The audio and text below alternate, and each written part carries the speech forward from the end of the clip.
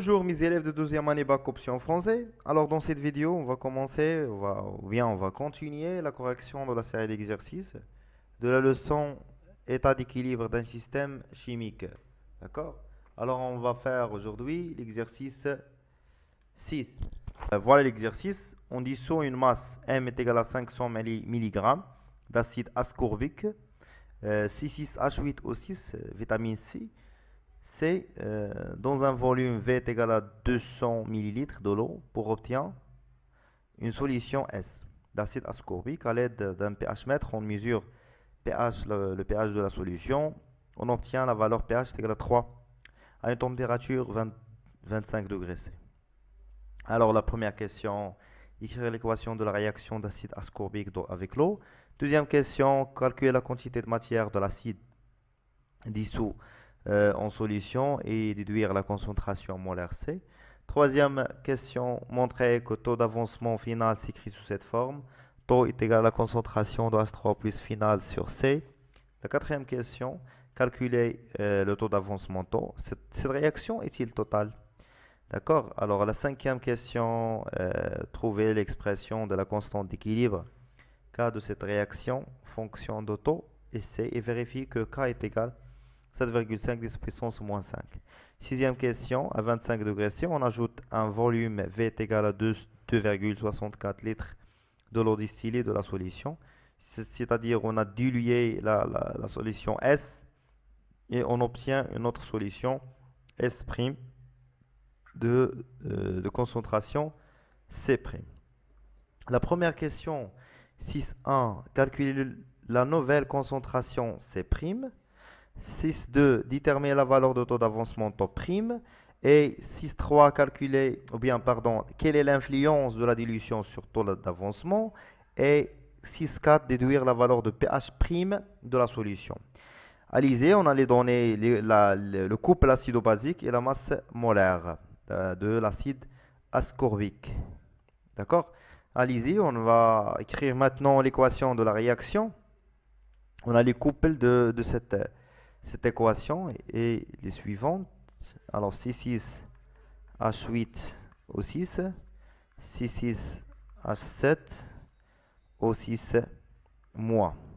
Et l'acide va réagir avec l'eau H2O, H3O+. Alors C6H8O6 plus H2O, elle va donner C6H7O6- plus H3O+, aqueux, liquide, aqueux. D'accord? La deuxième question, quelle est la quantité de matière de l'acide dissous en solution? Alors N est égal à la masse sur la masse molaire. Alors la masse dissoute est égale 500 mg. Alors 500 mg, c'est 500 fois 10 à la puissance moins 3 grammes. Sur la masse molaire, elle est déjà donnée, c'est 176. Alors est égal 2,84 fois 10 à la puissance moins 3 mol. Après, on déduire la concentration molaire C. Alors C, par définition, la concentration molaire, c'est la quantité de matière sur le volume. Alors c'est 2,84 fois 10 à la puissance moins 3 sur le volume est égal à 200 fois 10 à la puissance moins 3. Alors on trouve la concentration de la solution C est égal à 1,242 10 à la puissance moins 2 mol par litre. Mol par litre. N'oubliez pas les unités, s'il vous plaît. Alors troisième question, montrer que le taux d'avancement s'écrit sous cette forme. Alors on a, pour faire ça, pour montrer sur cette relation, on va faire le tableau d'avancement rapidement, comme ça il va nous aider pour trouver cette expression. Alors on a l'acide C6H8O6 plus H2O. Il va donner la base conjuguée de l'acide ascorbique, 7O6- plus H3O+. Alors CV en excès 0, 0, CV moins X en excès X, X. CV moins X final en excès X final, X final. CV moins X max en excès X max, X max. Alors maintenant, par définition, le taux d'avancement est égal à quoi? Est égal à taux est égal à X final sur X max. Et d'après le tableau d'avancement, X final, alors X final, c'est la quantité de matière de NH3 de H3O+. Et on sait bien que la quantité de matière de H3O+, c'est la concentration de H3 au plus final fois V. D'accord? Et X max, si on considère que la réaction est totale, alors puisque la H2O est toujours sur le réactif qui est toujours en excès, alors le réactif limitant dans ce cas, c'est notre acide. Alors CV moins X max est égal à 0. Alors X max est égal à C fois V. Alors on remplace dans l'expression d'Otto.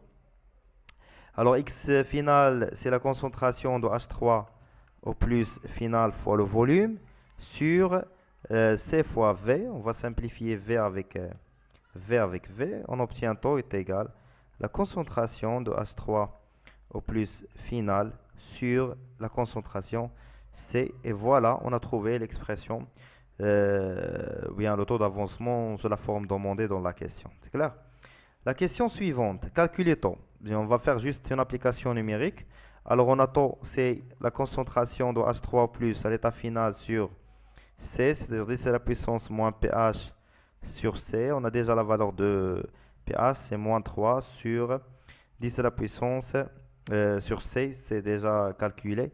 C'est 1,42 10 à la puissance moins 2. On va trouver 0,07, à peu près 7%. Et la conclusion de ça, puisque taux inférieur à 100%, et on a juste 7%, alors la réaction n'est pas totale. La réaction n'est pas totale. D'accord? Alors la question suivante, cinquième question, trouver la constante K en fonction de taux IC et vérifier que K est égal à cette valeur. Alors on a K est égal à la concentration de H3 au plus à l'équilibre fois la concentration de la base H6 au 7 au 6 HC6 pardon C6 H7 au 6 moins à l'équilibre sur la concentration de l'acide C6 H8 au 6 à l'équilibre. Et d'après le tableau d'avancement, on a la même quantité de matière pour H3+, et pour la base. Alors ici, on peut écrire que la concentration de H3+ au carré, et pour la concentration de l'acide, c'est C moins la concentration de H3 au plus. D'accord? Et on a le taux d'avancement, tout simplement, c'est la concentration de H3 au plus final, c'est-à-dire à l'équilibre sur C. Alors la concentration tout simplement de H3 au plus d'après cette égalité est égale à C fois taux. On va remplacer ça dans l'expression de la constante d'équilibre. Alors c'est C au carré, taux au carré sur C moins C fois taux. On va factoriser par taux dans le dénominateur. Alors c'est 1 moins taux. C au carré, taux au carré. On va simplifier C avec C. On obtient finalement K est égal en fonction de taux ici, c'est C taux au carré sur 1 moins taux. C'est clair? Alors on va vérifier ça, on va faire l'application numérique, d'accord? Allez-y. On a déjà la valeur de taux et la valeur de C. Alors on va faire l'application numérique, je vais effacer ça. Comme ça je peux essayer de faire l'application numérique. Allez-y. Alors, on va effacer même ici. Voilà, alors application numérique. Application numérique. Alors K est égal C, la valeur de C, c'est 1,442, 10 à la puissance moins 2, fois taux, c'est 0,07 au carré, n'oubliez pas au carré ici, 1 moins 0,07. Après l'application numérique, on va trouver 7,5. De toute fois 10 à la puissance moins 5. Voilà, on a trouvé la même valeur demandée dans la question, ou bien proposée dans la question. C'est clair? Allez, la question suivante. À 25 degrés, on ajoute un volume V, d'accord, de l'eau distillée à la solution S. On obtient une nouvelle solution d'acide ascorbique S' de concentration C'. Calculer la nouvelle concentration. Alors, on sait qu'au cours de la dilution, la quantité de matière reste constante. Alors, N se conserve, reste constante. Alors, et C', ça sera la quantité de matière sur le volume total. Alors, on a déjà la valeur de la quantité de matière, d'accord? Alors, la quantité de matière est égale à combien? Alors, je pense que c'est 2, si je me rappelle bien, c'est 2,48, 84 fois 10 à la puissance moins 3 sur le volume total. Le volume initial dans la solution S, c'est 200 millilitres fois 10 à la puissance moins 3 plus le volume ajouté par l'eau. Alors, c'est 2,64. Alors, C', on trouve C' d'après l'application numérique. On trouve que C', c'est 10 à la puissance moins 3 mol par litre. Et voilà la concentration, la nouvelle concentration de la solution S'. La question 6.3 détermine le taux d'avancement total. Alors, pour trouver le taux d'avancement, on a besoin de la concentration de H3+ dans la solution S', ce qui nous manque dans l'exercice. Alors, on a une information qu'on a la constante d'équilibre est égale à 7,4, 7,5, 10 à la puissance moins 5. Alors, on va utiliser K, puisqu'on ne dépend que de la température, alors elle reste toujours constante. D'accord? Puisqu'on n'a pas changé la température. On utilise l'expression trouvée précédemment que taux prime au carré fois C' sur 1 moins taux prime. Et on va trouver taux prime à travers cette égalité. Alors, on a K moins K taux prime est égal à taux prime au carré C'. C'est taux prime au carré fois C' moins plus K taux prime moins K est égal à 0. Alors, on va faire l'application numérique. On a déjà C, c'est 10 à la puissance moins 3 taux prime au carré, plus K, c'est 7,5, 10 à la puissance moins 5 taux prime, moins K, c'est 7,5, 10 à la puissance moins 5 est égal à 0. On a une équation AX au carré plus BX plus C est égal à 0. On va calculer delta. D'accord? Delta, c'est B au carré moins 4AC.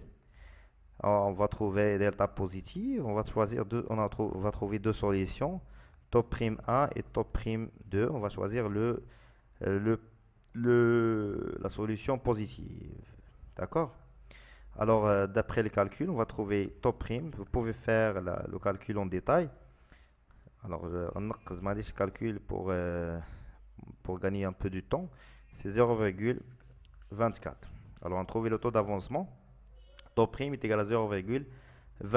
Alors, 6.3, quelle est l'influence de la dilution? Alors, on peut remarquer ici, dans la solution S et dans la solution S', on a C, la concentration initiale C, c'est 1,442 10 à la puissance moins 2 mol par litre.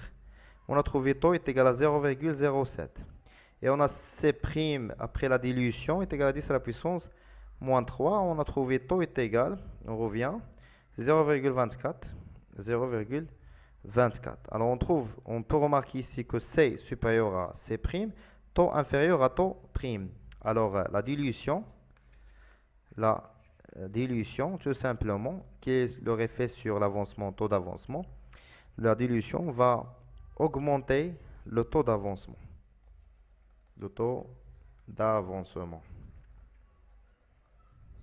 C'est clair? Et voilà, c'est ça la conclusion, c'est ça l'influence de la dilution sur le taux d'avancement. Et la dernière question, c'est calculer pH'. Alors, c'est simple. Alors, pH, c'est quoi? C'est moins log de la concentration de H3O+, à l'équivalence prime. Alors, on a déjà trouvé taux et on a C'. Alors, c'est taux prime fois C'. Alors, on va faire une application numérique. On a 10 puissance moins 3 fois 0,24 ou bien 26, je ne me rappelle pas. Alors, c'est 24, oui, c'est 24. Alors, on trouve c'est moins log de. On va faire l'application numérique. On trouve 3,61. Et voilà la valeur de notre pH après la dilution. C'est pH prime, je pense. Oui, pH prime. Après la dilution, alors même la dilution va influencer sur le pH de la solution. On peut remarquer ici que dans la solution S, le pH est égal à 3, mais dans la solution S' après la dilution, le pH est égal à 3,61. D'après ça, on peut dire que la valeur de pH augmente avec la dilution. C'est clair? Alors, jusqu'à ici, j'ai terminé mon exercice. N'oubliez pas d'abonner et partager la vidéo avec vos camarades. Merci pour votre attention et bon courage.